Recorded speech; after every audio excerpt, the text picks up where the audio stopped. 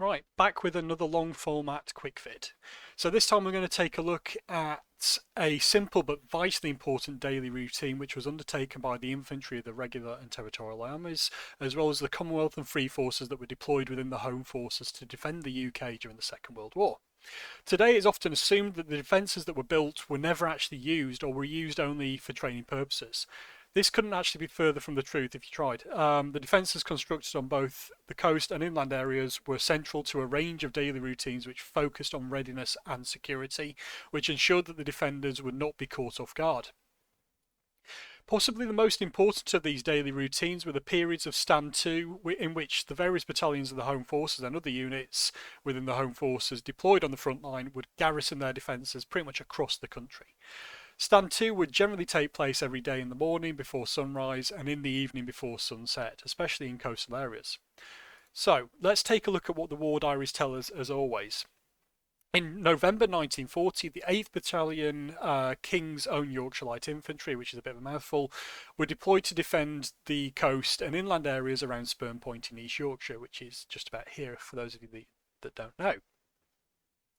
According to the battalion's routine instruction number 1, their daily routine, or also known as kind of standard operating procedures today, or SOPs or SOPs, were outlined for the periods of stand 2. So during stand 2 at night, 50% of the battalion soldiers which formed the companies and detachments would stand to in their relevant defensive positions. This was to ensure that the troops responsible for defence during the night were prepared for instant action, and as well as ensuring that their arms and ammunition were prepared for use. This was to be undertaken according to the routine instruction at the official time of blackout in the evening. So the time where everything was meant to be blacked out to protect against air attack. Interestingly, in comparison, during the morning stand 2, 100% of the battalion's companies and detachments would stand ready at their defensive positions from a period 1.5 hours before sunrise and up to a point where visibility out to sea was possible out to 5 miles. The headquarters company would also stand to at 100% readiness, and it's also worth noting that C Company, which were deployed to defend Hull as part of the Hull garrison, so well inland, were also expected to stand to at 100% readiness. It's worth noting that the times before sunrise in the morning and before sunset at night were the most vulnerable periods in terms of enemy attack, with it being most likely the enemy would seek to attack under initial cover of darkness, especially during the morning. You can kind of see some contrast here with the times the first wave landings of Operation Overlord or D-Day for a practical demonstration of this. So let's just compare with elsewhere on the coast. So in contrast, the 198th Infantry Brigade, which was a larger formation than the battalion of the 8th Battalion King's Own Yorkshire Light Infantry, so this was a bigger organisation, for comparison, were deployed in 1940 to defend the area of the Isle of Thanet in Kent. Today this is somewhere that is seen as being on the front line, despite the entire coastline of the UK being seen as vulnerable to invasion by the Home Force themselves. So see my other videos on the invasion threats for more detail. So in contrast with the 8th Battalion Coyley, we see that 100% of the troops of the 198th Brigade would garrison the defences at night, which is really interesting, with mobile reserves deployed at 30 minutes readiness throughout the nighttime period. In contrast, during the day, defences would be garrisoned by 30% of the brigade's troops, with the rest of those allotted to defences at 1 hour's notice, and mobile reserves to be at 4 hours notice of stand 2. Note here as well that there were no specific times of day when stand 2 would occur, which is quite an interesting contrast with what the 8 Coyley were doing. So this could be as a result of this being a brigade order rather than a battalion order, and it's quite possible that the battalions under this brigade had their own specific times for stand 2, but this is unclear at the minute. And it's also worth noting that stand 2 would only be carried out when conditions of sea, tide, moon and visibility were favourable for invasion. So again, this contrasts heavily with the orders for stand 2 for the 8th Coyley in East Yorkshire. It's also worth noting as well that this is also within a similar period of defence. So the Coyley were deployed in November 1940, and this 198th Infantry Brigade were deployed for defending the Isle of Thanet in October 1940. So we can see this is a pretty good example of how there is not a one-size-fits-all defensive doctrine for the whole of the UK, which makes it extremely difficult to just say sweeping statements, for example. And it shows that there were significant variations in defensive routines at a local level, which is one of the reasons why research is vitally important.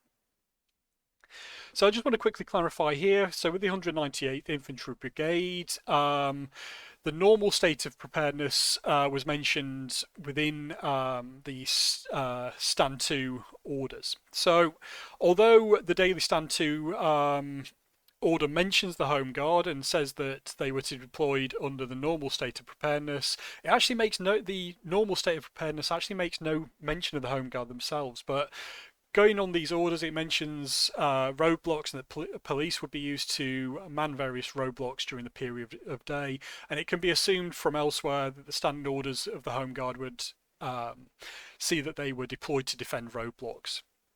So I'm going to assume that the Home Guard, under the command of the battalions of the 198th Infantry Brigade, would select one roadblock that would be garrisoned by the Home Guard one day each week.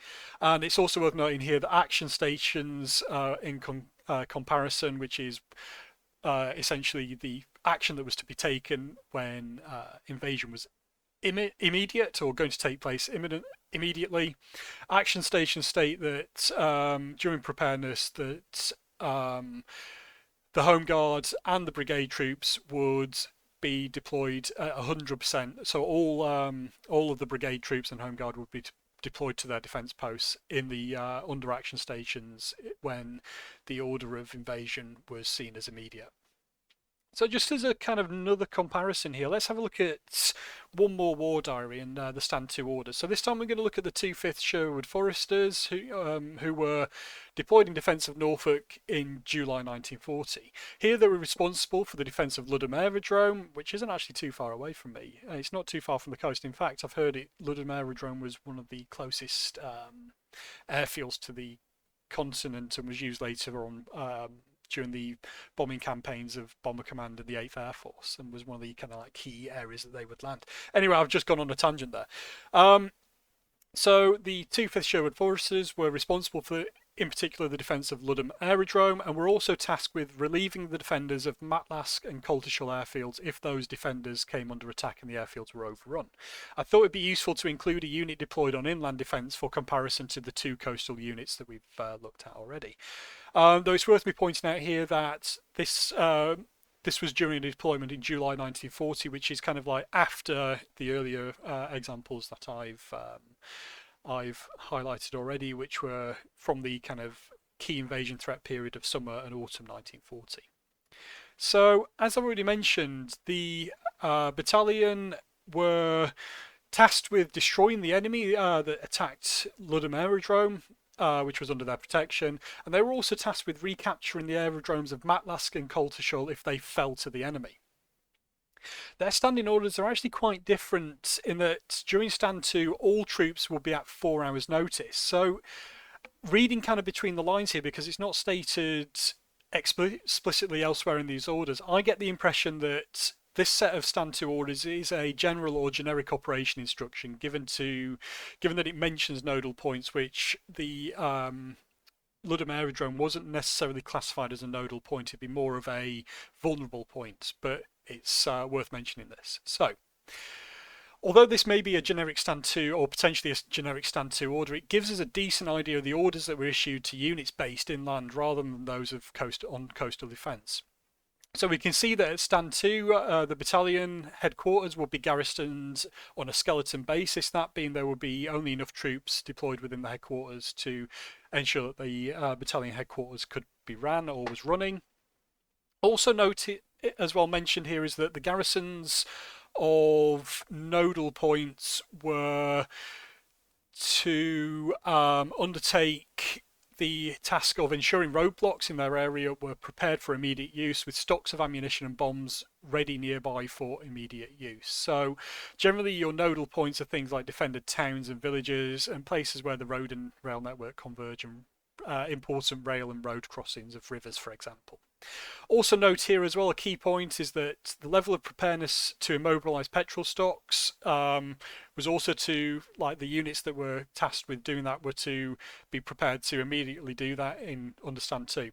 It's also worth pointing out here that the Home Guard would not be called out during Stand 2, which kind of flies in the face of the belief today that the Home Guard were the primary force of defence, and this shows quite nicely here that the Home Guard would not necessarily provide any input into the defence of a local area during Stand 2, and including nodal points, for example. It was primarily the territorial and regular army units in the local area. The order to Stand 2 would also be issued from higher up in the chain of command, so likely only issued during periods where the invasion threat was seen as either imminent, well, seen as imminent but not immediate. Otherwise, action stations would be called if the threat became immediate. So it doesn't appear that the 2/5 Foresters would undertake Stand 2 on a daily basis as their counterparts on the coast would be expected to do. So again, it provides this nice contrast, and they would be called up to action stations by higher up the chain of command, which is really interesting. So likely only if the invasion threat was seen as imminent, they would take up the positions in defending London Aerodrome. So it's worth me pointing out here to kind of conclude that after Stand 2, at these periods during the day and night, the soldiers would go back to their allotted tasks. So at night, sleeping or undertaking sentry duty. In terms of the coastal defence during the day, sentries would often be posted to watch over vulnerable areas and provide warning of unexpected attack. So, in particular, in the coast, there was no point at which the coast wasn't under observation by at least one pair of eyes in a given area. So this flies in the face of some things you hear where, like, you hear sometimes that only like one soldier was deployed per 4 miles of coast, for example. The coastline was under constant observation both day and night, and troops were at immediate readiness as required. It's also worth me pointing out here that Stand 2 routines were also commonplace during the First World War in the trenches of the Western Front, and for very similar reasons. This was to ensure that the defenders of the trenches were fully garrisoned during these most vulnerable periods of the day and night where attack could be most likely. So, as I've highlighted here, these vital documents of the War Diary shows that the defence of the UK was taken seriously and done so in line with standard military doctrine of the time, that being that of the British and Commonwealth Forces or the British Army. Daily routines were often established as they would have been anywhere else in the world on active deployment where troops were deployed. They were following their professional guidance to the letter, and this kind of flies in the face of the perception that the defence of the UK was not taken seriously and that the defences were never used. These daily routines were vitally important. The standing orders and periods of Stand 2 would ensure the country was defended during the most vulnerable periods of the day by professional soldiers or at times when invasion was seen as an immediate threat. So I hope that's been useful. Thank you for watching.